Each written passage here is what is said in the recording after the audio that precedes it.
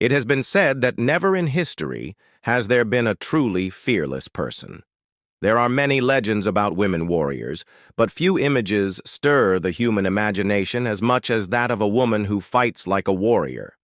For some people, this figure evokes anger and rejection, while for others, it provokes curiosity and admiration. However, the truth is that a warrior woman is not just anyone who took up arms out of necessity. She is a powerful symbol that has existed since the beginning of civilization, and history is full of examples of her presence. This figure can be found everywhere in myths and legends, sometimes as a central character and sometimes hidden behind 7 seals. But the most interesting thing is that this powerful symbol has always been surrounded by debate. Let us now travel back in time and find out what secrets the past holds for us. A long time ago, there was a country far away where there lived brave warriors who followed a special path called the Bushido Code. These warriors were called samurai, and although most of them were men, there were also women who followed this way of life. These women were called Onna-bugeisha, or women samurai. They came from families with a strong sense of honor and tradition, and were raised to be brave, honest, and self-disciplined. When they grew up, they had to learn the ways of the samurai, such as sword fighting, archery, and horse riding. They also learned to control their emotions, be loyal, and show respect to others.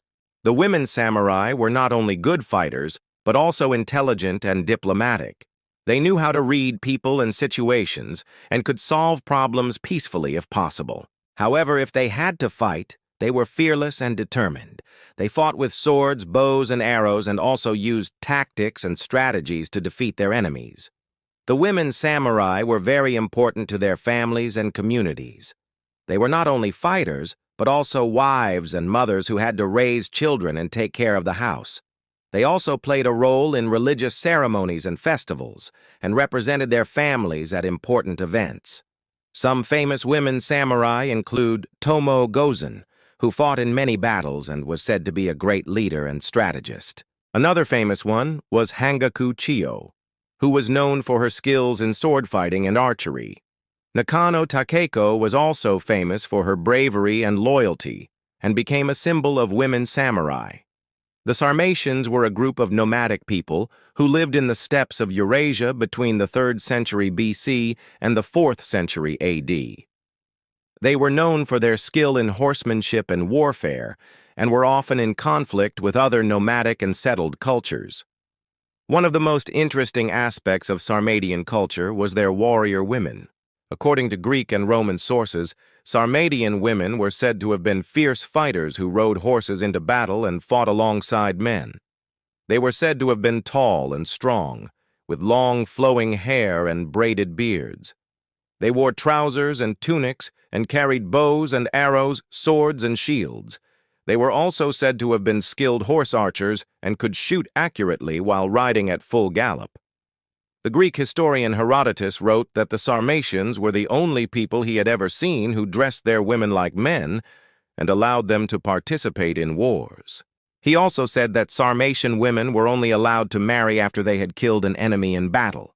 This practice may have been a way to ensure that only the most skilled and courageous women would bear children and perpetuate the warrior culture of the Sarmatians.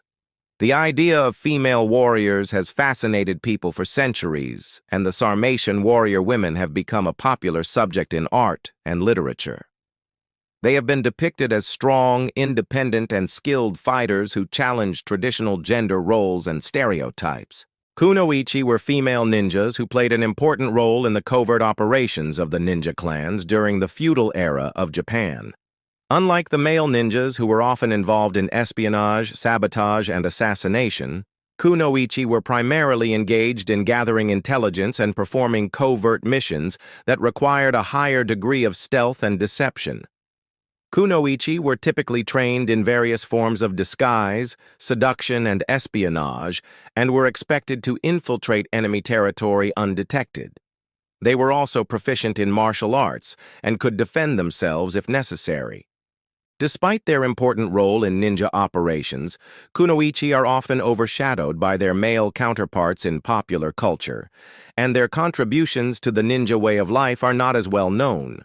However, they were equally important to the success of the ninja clans, and their skills and abilities should not be underestimated. Female gladiators, or gladiatrices, were a rare but notable feature of the ancient Roman world. While men were the predominant participants in the brutal sport of gladiatorial combat, women also had the opportunity to enter the arena and fight for the amusement of the Roman crowds. It's important to note that these female gladiators were not slaves, but rather volunteers who chose to fight in the arena for various reasons. For some, it was a means of gaining fame and glory. For others, it was a way to challenge societal norms and expectations. Whatever their motivations, these women were skilled fighters who knew how to handle a variety of weapons and fight different opponents. The sight of a woman wielding a sword or shield was enough to shock and awe the audience, making these gladiatrices some of the most popular attractions in the Roman Colosseum.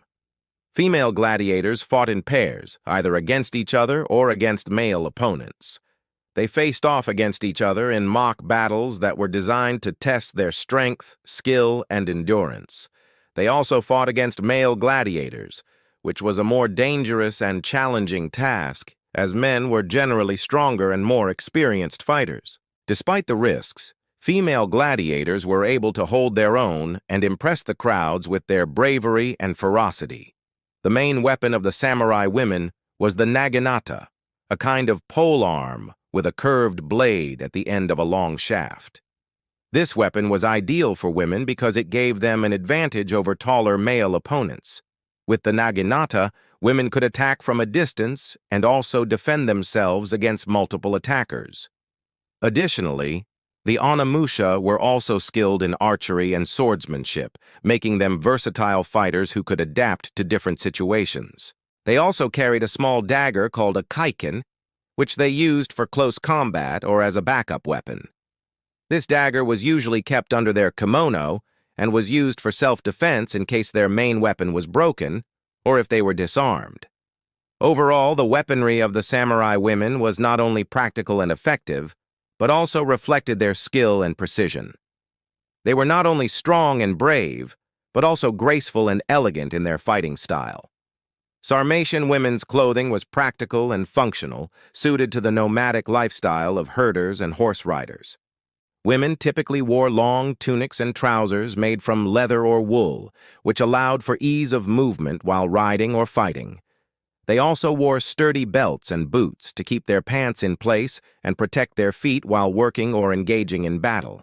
In addition to clothing, Sarmatian women also wore ornaments and jewelry made from silver, bronze, and other materials. These accessories were not only for decorative purposes, but also served to display the wealth and status of the wearer. For example, women might wear elaborate headdresses adorned with precious metals and stones to signify their importance within their tribe or clan. Overall, the clothing worn by Sarmatian women was a reflection of their strong and independent nature. It allowed for freedom of movement and functionality while also incorporating decorative elements that showcased their cultural identity and personal status. In conclusion, we see that the image of the woman warrior is a powerful and enduring one that has captured the imaginations of people throughout history. Whether she is a fierce Amazonian queen or a skilled female samurai, the woman warrior represents strength, courage, and independence. As we have seen, real life also has many examples of brave and capable women who have defied gender norms and stereotypes to pursue their goals and make their mark on the world. From the Onna-bugeisha to the female gladiators of Rome, these women were not just fighters, but also complex individuals with agency and motivations of their own. By studying and celebrating the achievements of these women, we can gain a deeper understanding of the historical context in which they lived and the challenges they overcame to succeed. We can also learn from their example and strive to create a more equitable and inclusive world where everyone has the opportunity to pursue their dreams and aspirations. Do you find the stories of these women warriors inspiring? Or do you think they were simply products of their time? Share your thoughts in the comments below. Also, if you enjoyed this video, please give it a thumbs up and subscribe for more fascinating historical tales. Thank you for watching, and I'll see you next time.